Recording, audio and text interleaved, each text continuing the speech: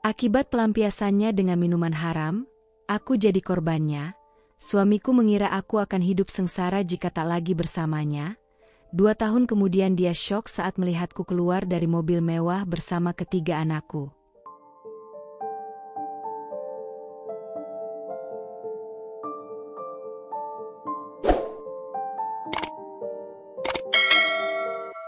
Dulu, kami adalah keluarga bahagia.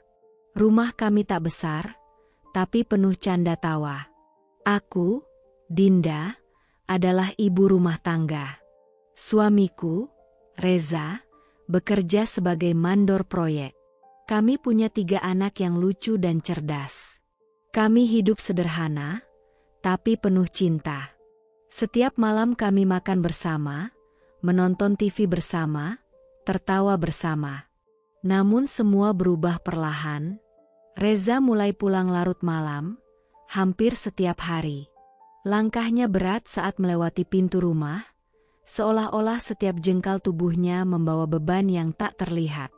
Wajahnya kusut, tampak lelah dan penuh kerut yang semakin dalam seiring waktu.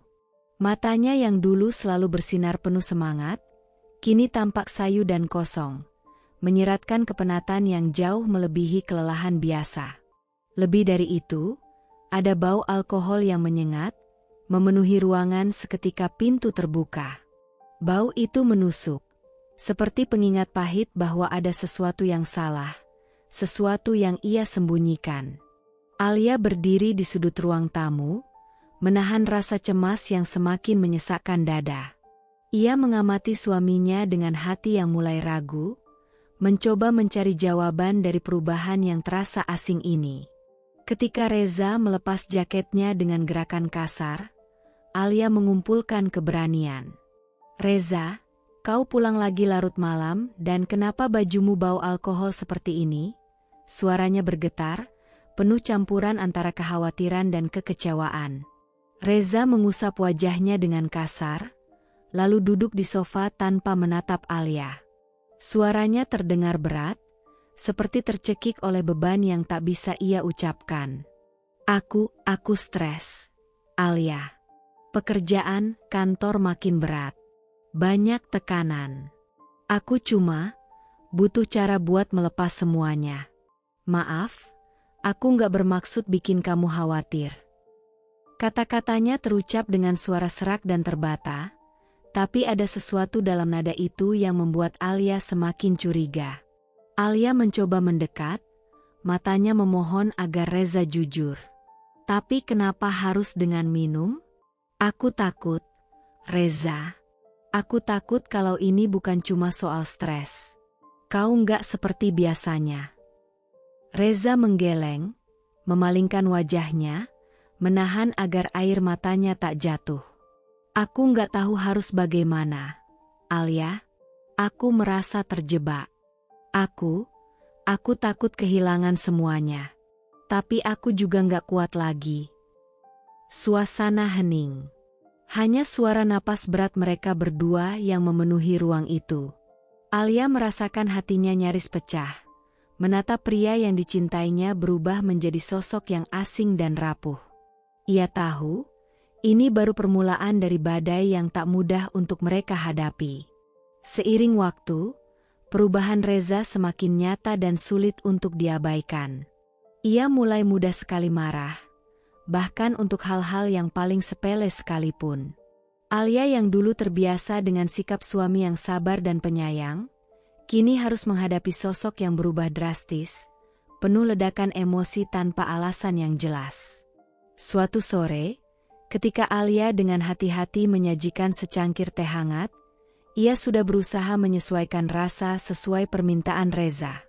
Tapi entah bagaimana, hari itu teh yang disajikan terasa kurang manis. Setidaknya menurut Reza. Matanya yang biasanya teduh berubah menjadi tajam seperti pisau. Reza memandang cangkir teh itu seolah mengandung kesalahan besar yang tak bisa ditoleransi.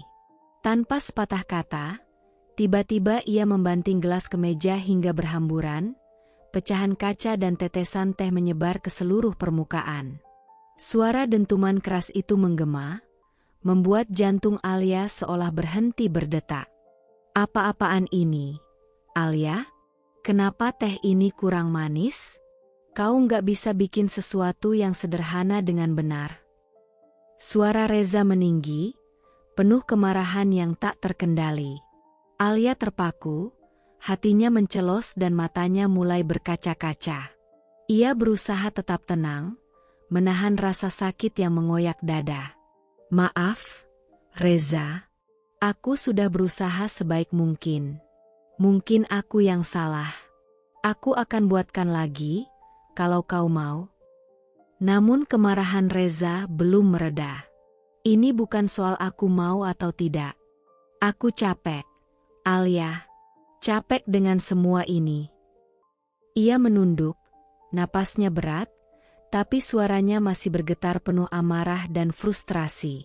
Alia menunduk, air matanya jatuh tanpa bisa dibendung lagi. Aku nggak tahu lagi harus bagaimana. Reza, aku hanya ingin kita baik-baik saja. Suaranya pecah, penuh keputusasaan. Dalam keheningan yang mencekam itu, mereka berdua terjebak dalam luka yang tak terucap. Sebuah dinding tebal antara cinta yang dulu ada dan kenyataan pahit yang kini merenggut kedamaian rumah tangga mereka. Malam-malam di rumah kami berubah menjadi mimpi buruk yang terus berulang. Sebuah siklus penderitaan yang tak pernah kunyana sebelumnya. Saat malam tiba dan gelap perlahan merayap menutupi segala sesuatu. Bukan lagi ketenangan yang menyambut kami, melainkan suara-suara yang memecah keheningan dengan brutal. Suara botol bir yang dibuka dengan kasar, berdenting keras, menjadi irama yang mengisi ruang tamu, menggantikan tawa dan kehangatan yang dulu selalu menyelimuti rumah ini. Aku bisa mendengar langkah-langkah berat yang tergopoh-gopoh, terhuyung-huyung, kadang diselingi suara umpatan kasar yang pecah seperti petir di tengah malam. Suara-suara itu bukan hanya mengusik ketenangan, tapi seolah menjadi lagu pengantar tidur yang mengerikan bagi anak-anakku. Mereka, yang dulu tidur nyenyak dalam pelukan hangat ayah dan ibu, kini terbangun dengan ketakutan yang begitu dalam. Wajah polos mereka berubah menjadi cermin kecemasan yang tak mampu kusembunyikan. Suatu malam, aku berdiri di ambang pintu kamar Naila, putri kecilku yang baru berusia 6 tahun. Di balik pintu yang sedikit terbuka, aku mendengar suaranya yang kecil dan gemetar. "Ibu, kenapa ayah selalu marah seperti itu?" "Aku takut, Bu. Aku nggak mau lihat ayah lagi. Aku takut dia akan marah sama aku." Suaranya pecah, terguncang oleh isak tangis yang tertahan lama, menggema di sepi malam. Hatiku tersayat, seolah ribuan pisau menusuk dada.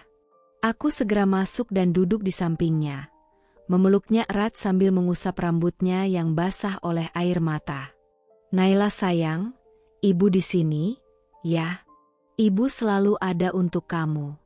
Ibu janji, ibu akan lindungi kamu dan adik-adik," bisikku dengan suara serak yang bergetar penuh kasih dan kesedihan. Namun, aku tahu, kata-kataku tak cukup. Ketakutan itu sudah merayap jauh ke dalam hati mereka. Matanya yang besar dan bening itu memandangku dengan harap yang begitu besar. Berharap agar dunia ini bisa menjadi tempat yang aman lagi. Tapi kenyataannya jauh berbeda. Di luar kamar, suaranya terdengar makin keras. "Diam. Aku nggak mau dengar suara kalian yang mengganggu," bentak Reza dengan nada penuh amarah dan frustrasi. Suara kursi yang ditendangnya menggema ke seluruh rumah, membuat dinding seolah ikut bergetar. Pintu hampir terbanting karena dia kehilangan kendali, meninggalkan jejak ketegangan yang sulit dihapus. Anak-anakku berpegangan erat, menggigil ketakutan di sudut kamar yang gelap. Aku merasakan segenap kekuatan dalam diriku terkikis, bergantian antara rasa takut dan putus asa yang dalam. Betapa aku ingin melindungi mereka, betapa aku ingin menyelamatkan keluarga ini dari kehancuran yang perlahan tapi pasti merenggut segalanya. Aku menunduk, menahan air mata yang akhirnya jatuh juga. Kenapa semua ini terjadi? Ya Tuhan? Sampai kapan penderitaan ini harus kami alami? Bisikku dalam hati, tanpa tahu harus berbuat apa lagi. Setelah malam-malam penuh ketakutan dan tangis anak-anak yang tak berdaya, aku mencoba mengumpulkan sisa keberanian untuk berbicara baik-baik pada Reza. Aku tahu, ini bukan hanya tentang amarah atau mabuknya, tapi juga tentang dirinya yang sedang rapuh, terjebak dalam pusaran tekanan dan kesepian yang sulitku mengerti sepenuhnya. Dengan hati yang berat, aku mendekatinya di ruang tamu, di mana botol-botol kosong berserakan seperti saksi bisu kehancuran yang semakin nyata. Reza, suaraku pelan, hampir berbisik, mencoba meraih hatinya yang seolah terkunci rapat. Aku tahu kau sedang sulit. Aku tahu kerjaan menekanmu. Tapi tolong, hentikan mabuk-mabuk ini. Aku khawatir sama kamu, sama kita. Reza menatapku dengan mata merah, memerah dan penuh kemarahan yang membara. Ia menarik napas dalam-dalam, lalu melontarkan kata-kata yang menusuk hatiku. Menyuruh aku berhenti mabuk, kau nggak ngerti apa-apa. Kau malah bilang aku nggak bisa ngadepin masalah. Kau malah nggak dukung aku sebagai istri. Suaranya meninggi, penuh luka dan amarah yang menggelegak. Aku terpaku, tubuhku terasa dingin dan berat seolah tertusuk oleh pisau. Reza, aku cuma ingin yang terbaik untuk kita, untuk anak-anak. Aku bukan musuhmu. Aku hanya ingin kau kuat, bukan hancur. Tapi ia sudah jauh, terperangkap dalam kegelapan yang sulit ia lepaskan. Kuat? Kau nggak pernah tahu apa artinya kuat. Aku butuh kamu ada di sisiku, bukan jadi penghalang. Perkataan itu membuat dadaku sesak. Aku ingin menangis, ingin berteriak, tapi hanya bisa merasakan patah hati yang dalam. Aku tahu, ini bukan hanya soal mabuk atau marah, tapi soal cinta kami yang mulai terkoyak oleh beban-beban yang tak tertanggungkan.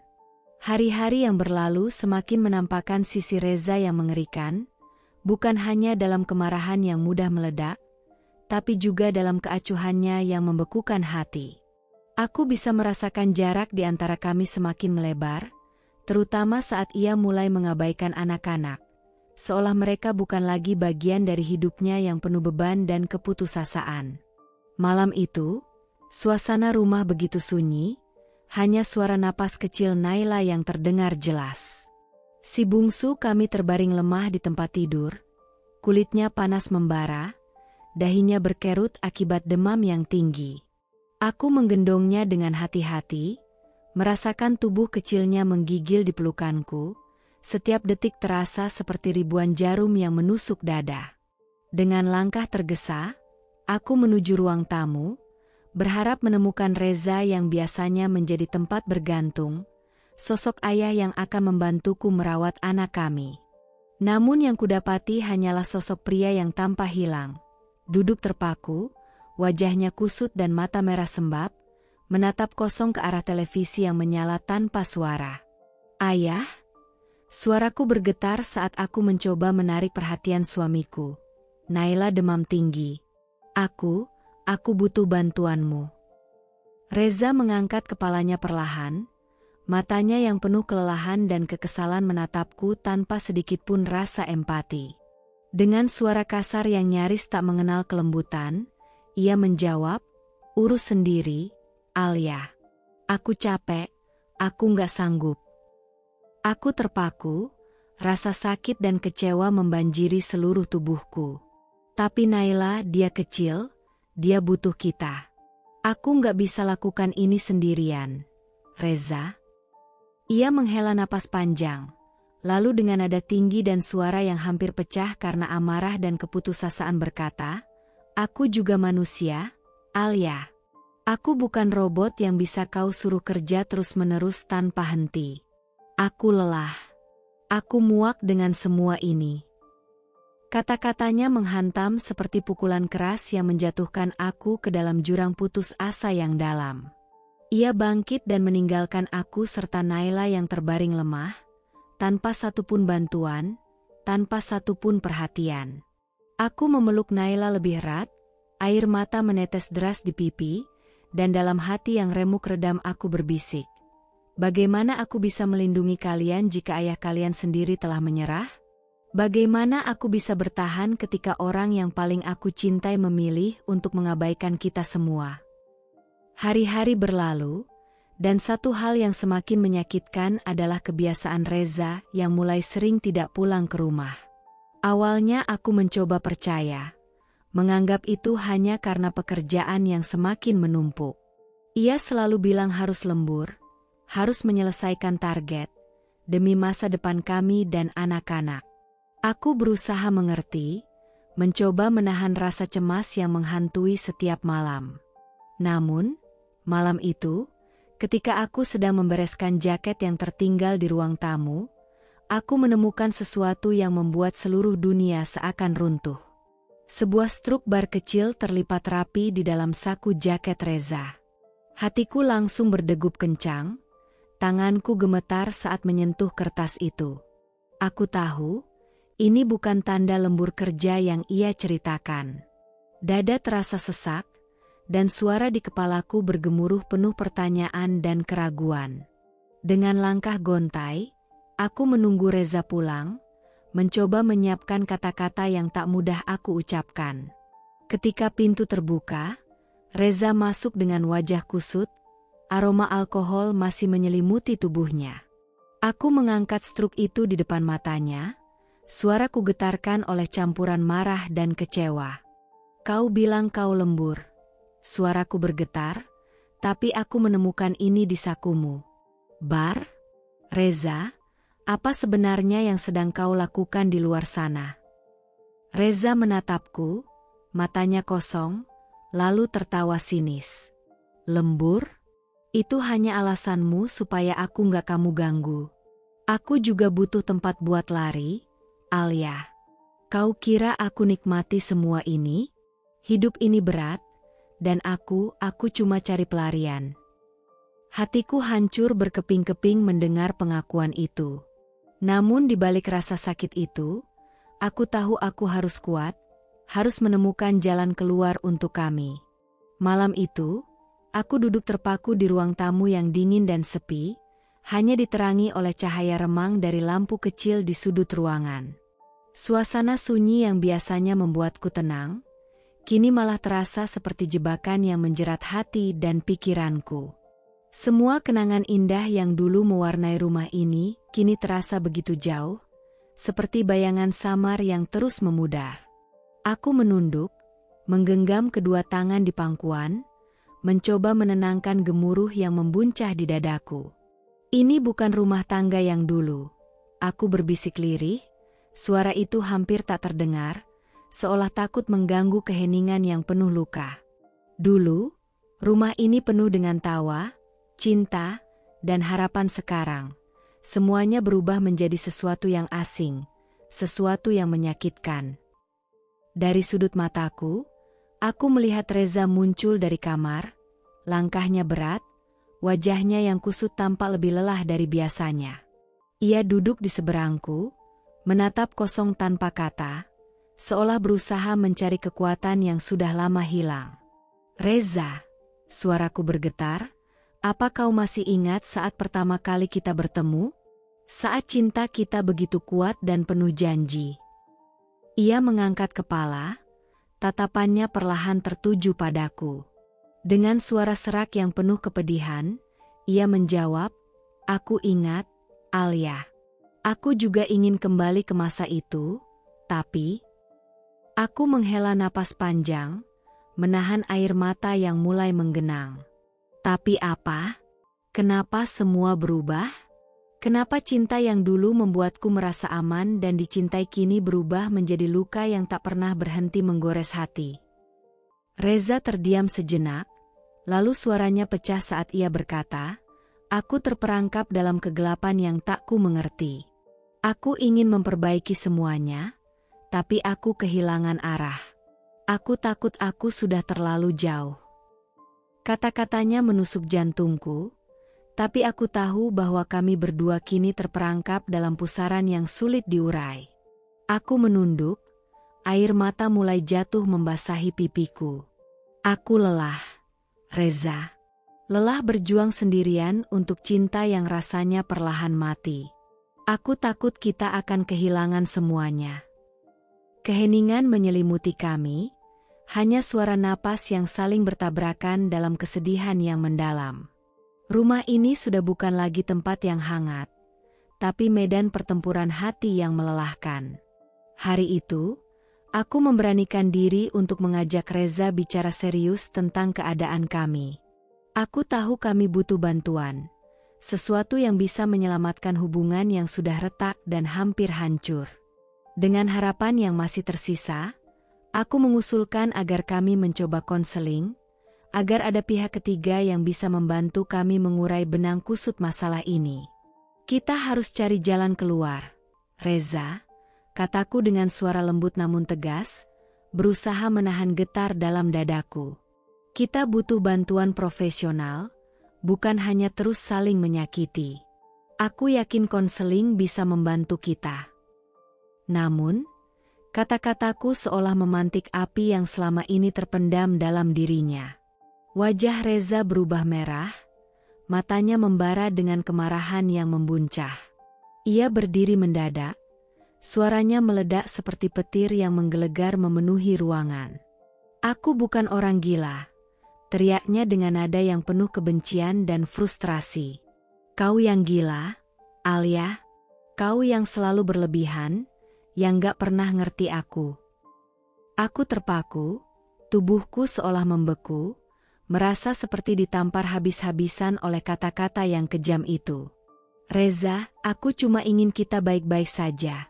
Suaraku pecah, hampir menangis. Aku ingin kita bisa selamatkan ini semua. Tolong, jangan bawa-bawa aku ke tempat orang gila itu. Bentaknya lagi, suaranya makin meninggi. Aku nggak butuh ini. Aku nggak mau jadi bahan obrolan orang lain. Ini urusan kita, bukan urusan siapa-siapa. Aku menunduk, air mata mengalir tanpa bisa kubendung lagi. Rasa sakit yang dalam membuncah di dadaku, lebih dari sekadar luka fisik. Ini adalah pengkhianatan oleh cinta yang dulu kupercaya. Dalam keheningan yang menegangkan itu, aku sadar bahwa jalan kami semakin sulit. Bukan hanya karena luka yang sudah ada, tapi karena kerasnya hati yang enggan membuka diri untuk sembuh. Suasana rumah yang dulu penuh kehangatan kini berubah menjadi medan pertempuran yang menakutkan bagi anak-anak kami. Reza semakin sering kehilangan kendali, dan kemarahannya yang tak terkendali meledak tanpa ampun di depan mereka, anak-anak yang polos dan rapuh. Malam itu, suasana tegang sudah terasa sejak dari depan pintu. Suara langkah berat Reza yang pulang dalam keadaan gusar langsung memicu ketegangan di udara. Aku berdiri di ruang tengah, mencoba menenangkan Naila dan si sulung yang sudah mulai merasakan gelombang amarah ayahnya. Tiba-tiba, Reza meledak. Kenapa rumah ini berantakan terus? Apa kalian gak bisa bantu sedikit? Bentaknya dengan suara keras, nada yang menggema menembus ruang. Anak-anak terdiam, wajah mereka berubah pucat dan mata mulai berkaca-kaca. Si sulung mengusap air mata yang menetes tanpa suara, sementara Naila yang kecil merapat ke pelukanku, menggigil ketakutan. Aku segera memeluk mereka erat, mencoba memberi kehangatan dan rasa aman di tengah badai yang menerjang. Dengan suara lembut dan penuh kasih, aku menenangkan mereka. Sayang, ayah sedang lelah. Kadang ayah nggak bisa mengendalikan amarahnya, tapi kita harus tetap kuat ya. Mereka menangis terseduh-seduh, dan aku merasakan betapa berat beban yang harus mereka pikul meski masih kecil. Hatiku remuk melihat ketakutan itu, tapi aku tahu aku harus menjadi pelindung dan sandaran yang mereka butuhkan, meski aku sendiri juga mulai merasa rapuh. Di balik pelukan itu, aku berjanji dalam hati untuk terus berjuang demi kebahagiaan dan kedamaian anak-anak kami, walau jalannya terasa gelap dan penuh duri. Setelah melewati berbagai luka dan pengkhianatan yang terus bertubi-tubi, aku mulai menyadari satu hal yang selama ini kupendam dalam-dalam. aku harus mempersiapkan diri untuk kemungkinan terburuk. Diam-diam, aku mulai menyisihkan sedikit demi sedikit uang, menabung secara rahasia tanpa sepengetahuan Reza. Setiap koin yang kukumpulkan, setiap lembar yang kuasingkan dari pengeluaran sehari-hari, adalah harapan kecilku untuk hari di mana aku harus melangkah pergi demi keselamatan diriku dan anak-anak. Namun, di balik tekad itu, hati kecilku masih berbisik penuh harap. Mungkin Reza masih bisa berubah. Mungkin suatu hari nanti, cinta dan keluarga kita bisa kembali seperti dulu. Bisikan itu terus mengalir, menguatkan aku di saat-saat gelap, meskipun rasanya begitu sulit dipercaya. Suatu sore, aku duduk sendiri di ruang tamu, memegang celengan kecil yang sudah mulai penuh. Aku menghela napas panjang, lalu membisikkan pada diriku sendiri, ini bukan tentang menyerah, tapi tentang melindungi diri dan anak-anak. Aku harus kuat, untuk kita semua. Namun saat itulah pintu terbuka, dan Reza masuk dengan wajah yang lelah dan muram. Matanya menangkap celengan di tanganku, lalu ia bertanya dengan nada dingin, "Apa itu?" Aku tersentak, mencoba tersenyum tipis, hanya persiapan kecil-kecilan untuk keadaan darurat. Dia menatapku lama, tanpa berkata apa-apa, lalu berbalik dan pergi meninggalkan aku dengan perasaan campur aduk, antara takut, harap, dan rasa bersalah yang membebani hati. Aku tahu, perjalanan ini masih panjang dan penuh ketidakpastian. Tapi aku bertekad untuk terus melangkah, memegang harapan sekaligus bersiap menghadapi kenyataan. Malam itu, udara di dalam rumah terasa begitu panas dan sesak, seolah setiap sudut dipenuhi amarah yang membara. Aku dan Reza kembali terjebak dalam pertengkaran hebat yang sudah terlalu sering terjadi, membuat luka lama kembali terbuka dan menganga lebih dalam. Reza melangkah mendekat dengan wajah merah padam, sorot matanya menyimpan kemarahan yang sulit dikendalikan. Dengan suara penuh kebencian, ia melontarkan tuduhan yang menusuk hati. "Kau itu nggak tahu diri. Hanya bisa duduk di rumah, mengurus anak-anak, tanpa melakukan apa-apa yang berarti." Kata-katanya bagai cambuk yang melukai, membuat dadaku sesak dan perasaan yang selama ini kupendam meledak menjadi amarah yang tak terbendung. Aku menatapnya dengan mata berkaca-kaca, suaraku getarkan oleh luka dan keberanian. "Reza, aku sudah melakukan segalanya untuk anak-anak kita. Aku mengurus mereka seorang diri, sementara kau malah sibuk dengan duniamu sendiri." Suara kami membentur satu sama lain, bergema memenuhi ruang yang semakin terasa dingin dan asing. "Kau pikir ini mudah? Mengurus rumah, menjaga anak-anak, menghadapi semuanya tanpa bantuanmu?" Aku bertanya dengan air mata mulai mengalir. "Aku butuh kau, bukan cuma fisikmu, tapi perhatian dan dukungan." Reza tertawa sinis, menyindir dengan suara parau. "Perhatian? Aku sudah lelah dengan semua ini, Alia. Mungkin kau yang terlalu berharap banyak." Perkelahian kata-kata itu membawa kami semakin jauh, dan aku tahu malam itu bukan sekadar pertengkaran biasa. Itu adalah pertarungan hati yang penuh luka, di mana cinta kami dipertaruhkan pada ambang kehancuran. Pertengkaran malam itu mencapai puncaknya. Suara kami bergemuruh seperti badai yang tak tertahankan, memenuhi ruang kecil yang dulu menjadi saksi kebahagiaan kami. Namun kini, setiap kata yang terlontar adalah duri yang menusuk dalam, melukai hati yang sudah rapuh. Di tengah kemarahannya yang membara, Reza tiba-tiba melepaskan kata-kata yang begitu kejam, seolah tak ada lagi batas bagi amarahnya. Dengan suara yang penuh kebencian dan dingin, ia membentak, "Kalau kau tak tahan, cerai saja." Kata-kata itu menghantamku seperti palu godam yang menghancurkan seluruh dunia di sekelilingku. Aku berdiri terpaku, nafas terhenti sejenak, dan jantungku seakan terhenti berdetak. Rasa sakit yang menusuk jauh ke relung hati, seolah seluruh harapan dan impian kami hancur berkeping-keping dalam 1 detik. Aku memandangnya dengan mata yang basah oleh air mata yang mulai mengalir tanpa bisa kutahan. Reza, suaraku bergetar, apakah kau sadar apa yang baru saja kau katakan? Ini bukan hanya kata-kata, ini adalah kehancuran. Ia menatapku dingin, seolah melepas beban yang selama ini dipendam. Namun bagiku, luka itu terasa terlalu dalam untuk disembuhkan dengan mudah. Hatiku seakan remuk berkeping-keping, terhimpit dalam kepedihan yang begitu pekat.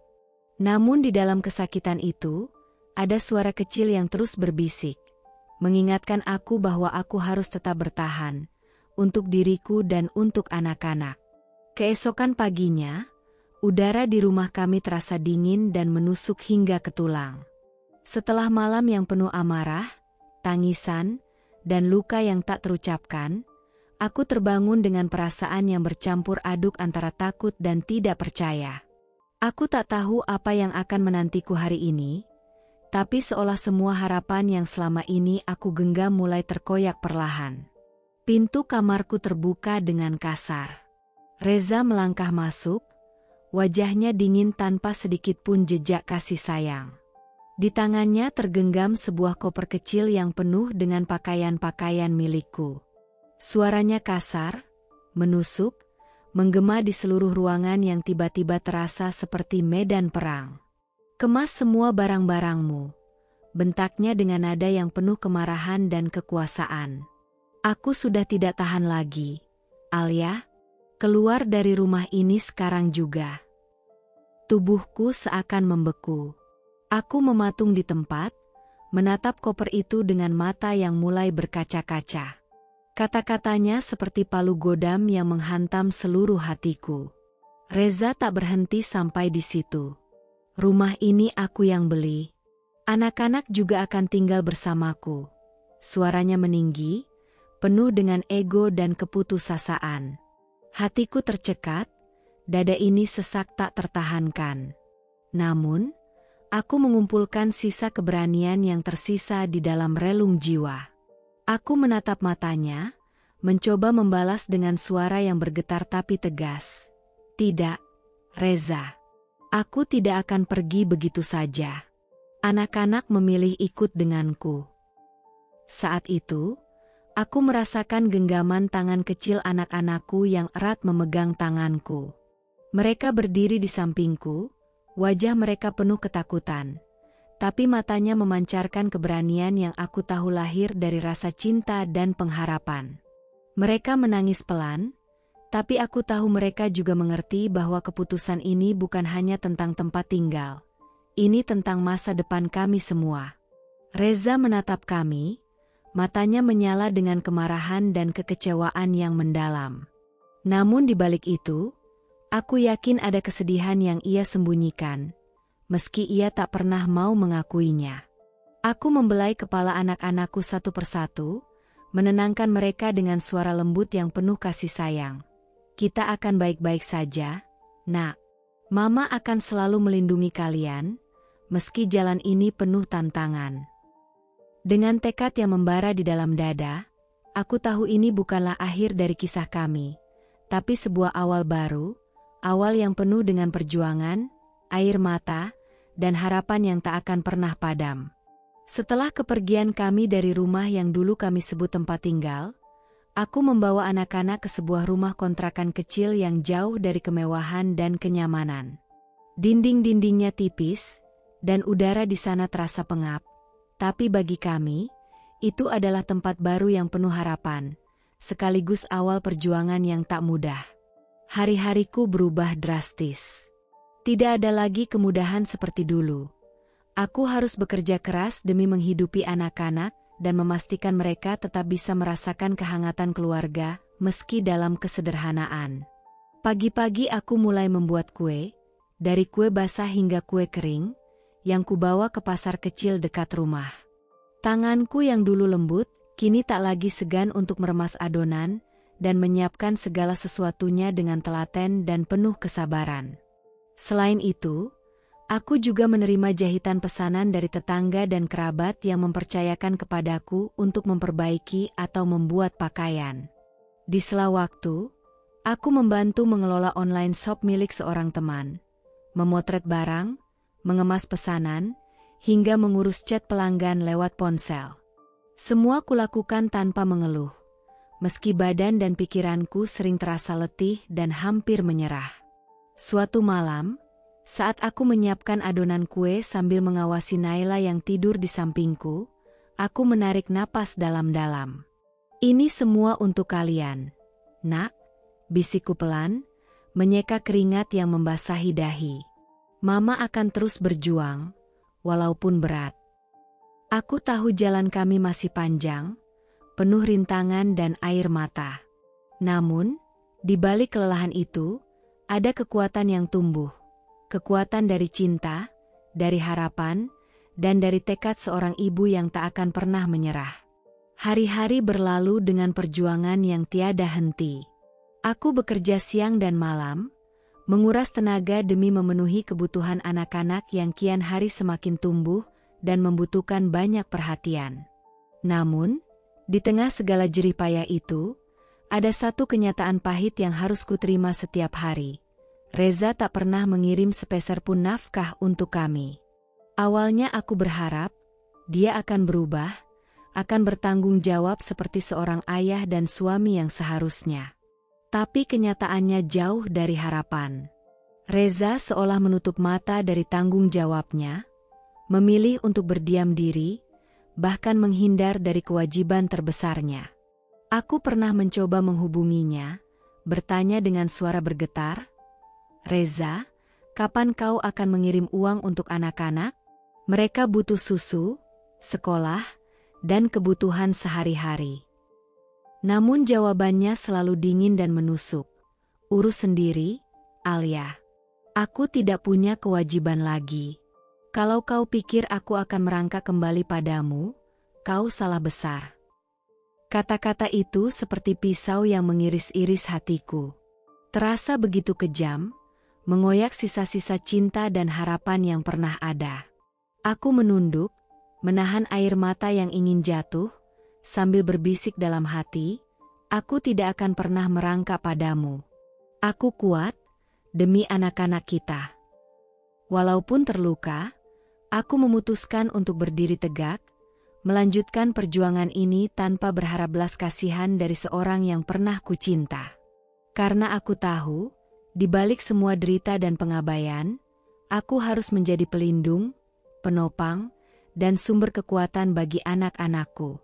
Di tengah gelapnya masa-masa yang kulalui, ketika beban hidup terasa begitu berat dan kadang hampir membuatku terjatuh, aku menemukan secercah cahaya yang mulai menyinari jalanku.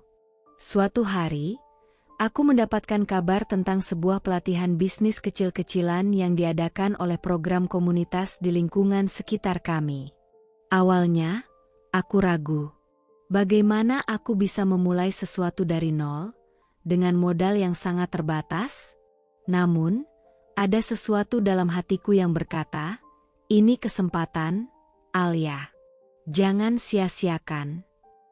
Maka aku pun mendaftarkan diri dengan harapan yang samar, berharap bisa menemukan jalan keluar dari kesulitan yang selama ini menjerat hidup kami. Setiap hari pelatihan, aku menyimak dengan penuh perhatian.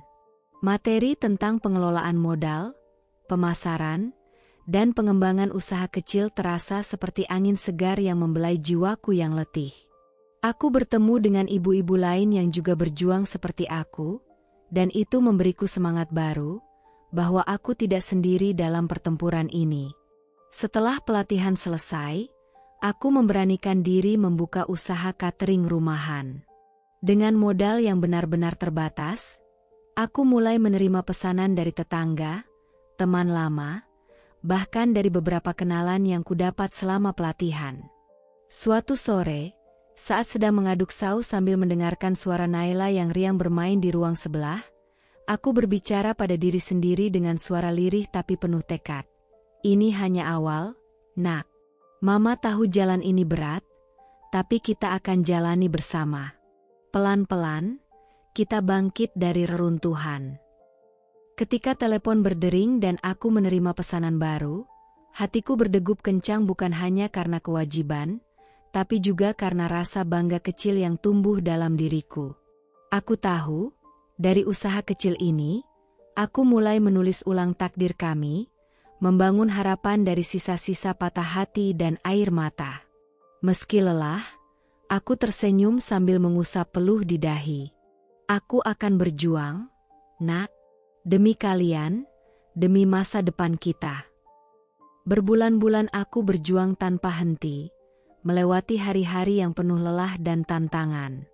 Namun, kerja keras dan ketulusan hatiku mulai membuahkan hasil yang luar biasa. Suatu hari, tanpa diduga, salah satu pelanggan yang sangat puas membagikan fotoku dan hidangan cateringku di media sosial. Pesanan mulai berdatangan bertubi-tubi, membuat usahaku yang kecil itu perlahan berubah menjadi sesuatu yang lebih besar dan berarti. Aku tak pernah menyangka, makanan sehat dan enak yang kubuat khusus untuk anak-anak, ternyata mampu menarik perhatian banyak orang, ibu-ibu sibuk yang ingin memberikan nutrisi terbaik bagi keluarga mereka, bahkan kantor-kantor dan sekolah yang mencari catering sehat untuk acara mereka. Suatu sore, saat aku sedang menyiapkan pesanan di dapur, teleponku berdering. Suara di ujung sana penuh semangat dan ramah. "Halo, ini dari salah satu artis lokal. Kami mendengar catering ibu sangat lezat dan sehat. Apakah ibu bisa memenuhi pesanan kami?" Jantungku berdegup cepat. "Tentu saja, Bu. Saya akan usahakan yang terbaik." Kabar baik ini membuatku merasa seperti mimpi yang menjadi kenyataan. Dari usaha kecil yang kubangun dari nol, aku kini memiliki langganan tetap yang terus berkembang. Ini bukan hanya soal bisnis, tapi tentang membuktikan bahwa aku mampu berdiri sendiri, mengubah duka menjadi kekuatan, dan memberikan yang terbaik untuk anak-anakku. Waktu berlalu begitu cepat, seolah hanya sekejap mata. Namun luka-luka yang pernah menganga di hatiku telah berubah menjadi bekas yang kini mengajarkanku arti ketegaran. Tak terasa, sudah 4 tahun sejak aku dan anak-anak meninggalkan rumah penuh kenangan sekaligus luka itu. 4 tahun sejak aku memilih berdiri di atas kakiku sendiri, meski semesta seakan menguji dari segala arah. Hari itu, aku berdiri terpaku di halaman sebuah rumah mungil berwarna putih krem, dengan pagar kecil yang manis dan tanaman bunga kertas yang mulai merambat ke dinding. Sebuah rumah yang benar-benar milik kami. Bukan pinjaman, bukan kontrakan, bukan tempat singgah, ini rumah kami, hasil dari setiap tetes keringat, air mata, dan malam-malam panjang yang kulalui tanpa keluh, demi masa depan anak-anakku. Tanganku gemetar saat kunci rumah itu kuputar perlahan di depan pintu. Degup jantungku berpacu cepat, dan tanpa sadar, air mataku menetes. "Ya Allah, ini nyata," bisikku lirih, serak oleh haru. "Aku berhasil, kami berhasil." Naila berlari kecil menghampiriku sambil membawa adiknya. Suara kecilnya penuh kegembiraan yang tulus. "Mama rumah kita cantik banget. Ini beneran rumah kita sendiri?" Aku mengangguk pelan, lalu berjongkok memeluk mereka erat-erat. "Iya, Nak, rumah ini milik kita. Milik kita bertiga. Hasil dari setiap doa, setiap kerja keras Mama. Kalian adalah alasan Mama bisa sampai di titik ini." Tangis mereka meledak bersamaan denganku. Tapi kali ini, bukan tangis kesedihan seperti dulu. Ini adalah tangis kebahagiaan, tangis kemenangan, tangis karena luka-luka lama kini perlahan sembuh oleh kehangatan cinta dan keberanian. Tak hanya rumah, setelah bertahun-tahun hemat dan menyisihkan sedikit demi sedikit dari keuntungan cateringku yang kini berkembang pesat, aku juga berhasil membeli sebuah mobil mungil yang sederhana tapi sangat berarti. Mobil itu bukan sekadar alat transportasi, melainkan simbol dari perjalanan panjang kami, dari kehancuran menuju harapan. Anak-anakku tumbuh luar biasa. Naila kini duduk di kelas 4 SD, selalu membawa pulang nilai terbaik dan dikenal sebagai anak yang penuh empati. Adiknya, si bungsu, juga menunjukkan semangat yang sama. Mereka bukan hanya anak-anak yang tangguh, tapi juga lembut dan penuh kasih. Tak seperti bayanganku dulu bahwa mereka akan tumbuh dengan luka akibat rumah tangga yang retak. Suatu malam, saat kami duduk di ruang tamu yang masih beraroma cat baru, Naila memandangku dengan mata jernihnya yang dewasa sebelum waktunya. "Mama," katanya perlahan, "kalau waktu bisa diulang, Mama bakal tetap ninggalin Ayah." Pertanyaan itu menohokku, membuatku terdiam sejenak. Tapi lalu kutarik napas panjang, menggenggam tangannya erat. "Mama akan tetap memilih kalian, Nak. Mama nggak ninggalin siapa-siapa. Mama menyelamatkan kita semua, termasuk diri Mama sendiri." Naila tersenyum, matanya berkaca-kaca, lalu menyandarkan kepala di pundakku. "Kita kuat ya, Ma." "Iya, sayang. Kita kuat. Kita luar biasa." Dan di malam itu, di bawah langit yang bersih dan damai, aku tahu bahwa kami tak lagi berjalan dalam gelap. Kami telah keluar dari badai. Dan meski bekas luka itu masih ada, kami tak lagi terikat oleh masa lalu. Kini, kami melangkah ke depan, dengan cinta, dengan harapan, dan dengan keyakinan bahwa kami layak bahagia. Hari itu langit begitu cerah, seolah semesta pun tengah merayakan perjalananku yang kian menjauh dari masa kelam. Aku mendapat undangan menghadiri acara ulang tahun seorang teman lama, sahabat semasa SMA yang kini sukses dan ingin mengumpulkan kenangan lama dalam sebuah perayaan hangat di sebuah restoran semi-outdoor di pusat kota.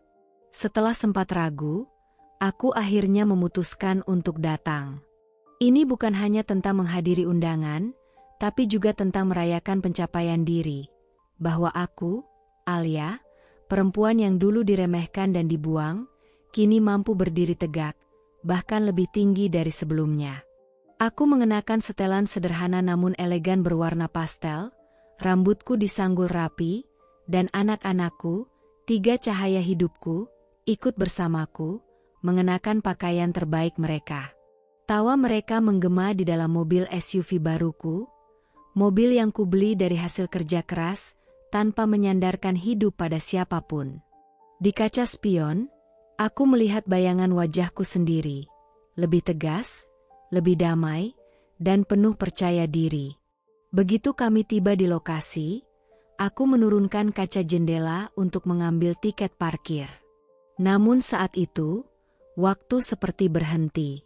Seorang pria mendekat dengan gerakan pelan, wajahnya tertunduk, lalu matanya membulat kaget. Tangannya yang memegang tiket gemetar halus. Aku mematung sejenak. "Reza." Ya Tuhan, itu dia. Pria yang dulu pernah menjadi pusat hidupku, yang pernah kupanggil suami, ayah dari anak-anakku, kini berdiri di hadapanku sebagai tukang parkir bayaran. Penampilannya jauh dari sosok yang pernah kutahu. Tubuhnya tampak kurus, wajahnya kusut dan pucat. Matanya kosong, tak terurus, seperti seseorang yang telah kehilangan arah hidupnya. Dia terdiam memandangi kami, seolah waktu benar-benar berhenti. Matanya menyusuri wajahku, lalu anak-anak yang tertawa ceria di dalam mobil. Ketiganya memelukku bersamaan, menyambutku dengan pelukan hangat begitu aku turun dari mobil. "Mama cantik banget hari ini," seru Naila riang sambil mencium pipiku. "Iya, Mama kayak artis," timpal si bungsu. Aku tersenyum, memeluk mereka erat, sambil sesekali melirik Reza yang masih terpaku, mulutnya terbuka sedikit seperti hendak mengatakan sesuatu, tapi tak sanggup. Ada sorot getir di matanya yang tak bisa disembunyikan. Sorot yang menyadari bahwa dunia telah benar-benar berubah. Bahwa perempuan yang dulu ia injak harga dirinya, kini telah bangkit jauh di atasnya. Aku mendekat perlahan, menatapnya penuh ketenangan. Bukan dengan dendam, bukan pula dengan hinaan, tapi dengan pandangan seorang perempuan yang telah melewati badai dan berhasil menyeberang dengan utuh. "Reza," ucapku pelan namun tegas. "Terima kasih karena pernah membuatku jatuh. Karena tanpamu, aku takkan tahu seberapa kuat aku bisa bangkit." Ia tak menjawab. Hanya berdiri di sana, diam, dengan napas yang berat dan mata yang mulai basah. Anak-anakku menggandeng tanganku erat. Lalu kami berjalan menjauh, melangkah menuju ruangan pesta yang penuh cahaya dan tawa, meninggalkan bayang-bayang masa lalu yang kini tak lagi berkuasa atas hidupku. Dan dalam hatiku, aku berkata lirih, "Tuhan, terima kasih. Bukan karena aku ingin dia jatuh, tapi karena Kau tunjukkan bahwa tak ada luka yang sia-sia jika aku memilih untuk sembuh dan terus melangkah." Udara sore itu terasa berat, bukan karena cuaca, tapi karena bayangan masa lalu yang tiba-tiba kembali menghampiri. Setelah aku dan anak-anakku memasuki gedung tempat acara berlangsung, aku menyempatkan diri keluar sejenak untuk menghirup udara. Di balik pagar besi yang memisahkan area parkir dari halaman restoran, aku melihat sosok Reza masih berdiri di tempatnya semula, seakan tubuhnya enggan berpindah dari kenyataan pahit yang baru saja menghantamnya. Tiba-tiba, langkah kaki berat terdengar mendekat. Aku tahu itu suaranya bahkan sebelum menoleh. Ada aroma yang samar, bau rokok murahan dan peluh yang asing tapi dulunya begitu familiar. Aku memutar tubuhku perlahan, dan di sanalah dia, Reza, berdiri hanya beberapa meter dariku. Wajahnya penuh tanya, matanya menyelidik, dan bibirnya bergetar. "Din, itu kamu?" tanyanya lirih, suara parau seperti tak percaya. "Kamu, kaya sekarang?" Seketika itu pula hatiku berdebar, bukan karena cinta yang masih tersisa, tapi karena luka yang telah lama mengering kini kembali disentuh angin masa lalu. Tapi tak ada kemarahan, tak ada keinginan membalas. Yang tersisa hanyalah ketenangan yang kudapatkan setelah bertahun-tahun belajar mencintai diri sendiri. Aku tersenyum kecil, menatapnya dengan mata yang tenang, penuh keyakinan dan harga diri yang tak tergoyahkan. "Iya, ini aku," jawabku pelan. "Dan iya, sekarang aku bahagia. Ternyata tanpa kamu, hidupku bisa jauh lebih damai, lebih utuh, lebih bermakna." Dia terdiam. Sorot matanya berubah, antara syok, sesal, dan luka yang baru ia sadari ditorehkan oleh tangannya sendiri dulu. Matanya menunduk, dan suara berikutnya terdengar lebih seperti gumaman yang menggantung di udara. "Aku nggak nyangka kamu bisa sampai sejauh ini." Aku menatapnya lama. Dalam hati, aku tahu aku tidak butuh pengakuan darinya. Tapi bagian dari diriku merasa lega. Karena di balik kesakitan yang pernah ia ciptakan, kini aku bisa berdiri di hadapannya tanpa dendam. "Kamu nggak perlu nyangka," ucapku pelan namun tajam. "Kamu cuma perlu tahu bahwa perempuan yang kamu hancurkan dulu, kini sudah pulih. Dan lebih dari itu, aku bisa berdiri tanpa bayanganmu di belakangku." Sejenak, angin sore berhembus, membawa keheningan yang tebal di antara kami. Lalu aku melangkah pelan, meninggalkannya di belakangku, di tempat yang memang seharusnya menjadi masa lalu. Dan saat aku menggenggam tangan anak-anakku kembali di dalam ruangan, aku tahu, aku benar-benar sudah bebas. Waktu terus melaju, tanpa bisa dihentikan, tanpa bisa diulang. Dan disitulah Reza kini berada, tertinggal, duduk di rumah kontrakan sempit yang suram, ditemani sunyi yang memekakan dan penyesalan yang tak lagi bisa ditebus. Rambutnya mulai memutih di sisi pelipis, wajahnya tirus, dan sorot matanya kosong, seolah hidup telah menggerogoti semangatnya perlahan-lahan. Ia sering duduk di teras rumahnya, menatap langit yang sama seperti dulu, tapi dengan isi hati yang berbeda. Sesekali, ia mendengar kabar dari tetangga-tetangga, Kabar yang seolah jadi cambuk untuk hatinya yang rapuh. Dinda sekarang makin hebat. Ya, ucap Bunarti, tetangga lamanya yang masih suka lewat depan rumahnya. Anak-anaknya pinter semua. Naila itu, katanya dapat beasiswa ke luar negeri. Hebat ya. Dinda tuh benar-benar ibu luar biasa. Reza hanya tersenyum pahit mendengarnya, menelan ludah sendiri bersama rasa malu yang makin menyesakan. Dadanya ngilu tiap kali nama itu disebut. Dinda, nama yang pernah ia injak, rendahkan, dan lukai, yang kini justru menjulang tinggi, dikagumi banyak orang. Beberapa kali, Reza mencoba menghubungi anak-anak. Ia kirim pesan, menelpon, bahkan mencoba mencari tahu alamat mereka. Tapi tak pernah ada balasan. Nomor teleponnya diblokir. Suratnya tak dijawab. Mereka sudah terlalu terluka, terlalu kecewa, dan memilih untuk menutup pintu yang dulu pernah begitu ia hancurkan dari dalam. Sementara itu, aku, Dinda, berdiri di atas panggung sederhana yang diterangi lampu hangat, mengenakan blazer biru tua dan kerudung senada, di depan puluhan ibu-ibu yang memandangku dengan kagum. Di latar belakang, terpampang spanduk bertuliskan, "Seminar Ibu Tangguh, dari luka menjadi kekuatan." Aku memandang wajah-wajah mereka satu persatu. Beberapa mencatat, beberapa mengangguk, dan tak sedikit yang menahan tangis. Aku tahu, sebagian dari mereka mungkin tengah mengalami hal yang dulu pernah kurasakan, rasa tidak dihargai, rasa dipatahkan, rasa ditinggalkan. Saya pernah dianggap tidak berharga, ucapku dengan suara lembut namun mantap. Saya pernah tidur sambil menahan tangis karena tak tahu bagaimana memberi makan anak keesokan harinya.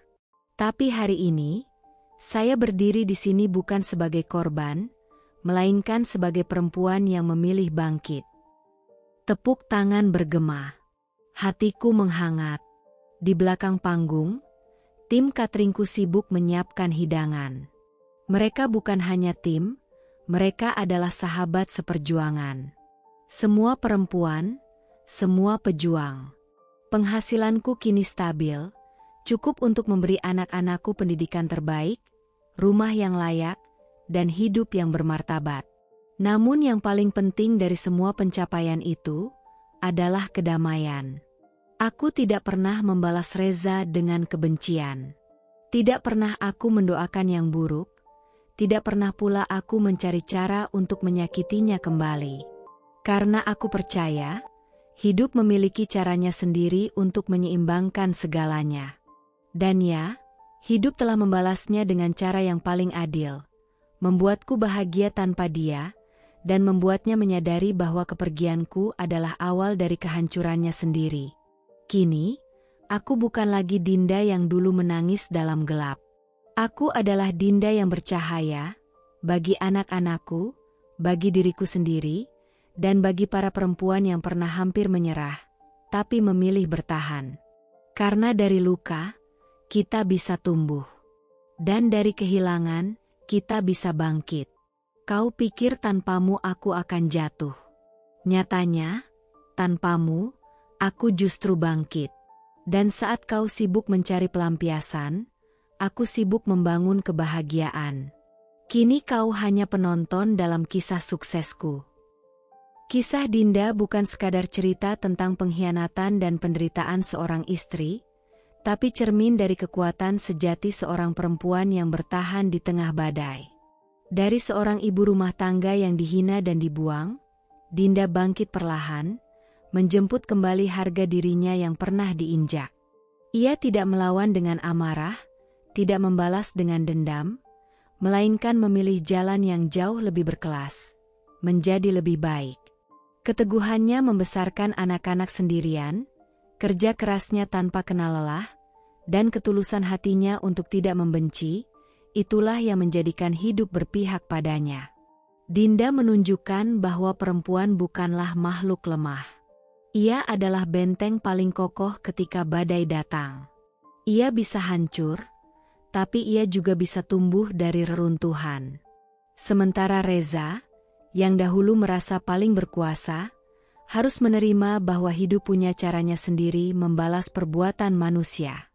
Ia kehilangan bukan hanya keluarga, tapi juga harga diri dan masa depannya. Dari kisah ini, kita belajar. Tak perlu membalas kejahatan dengan kejahatan.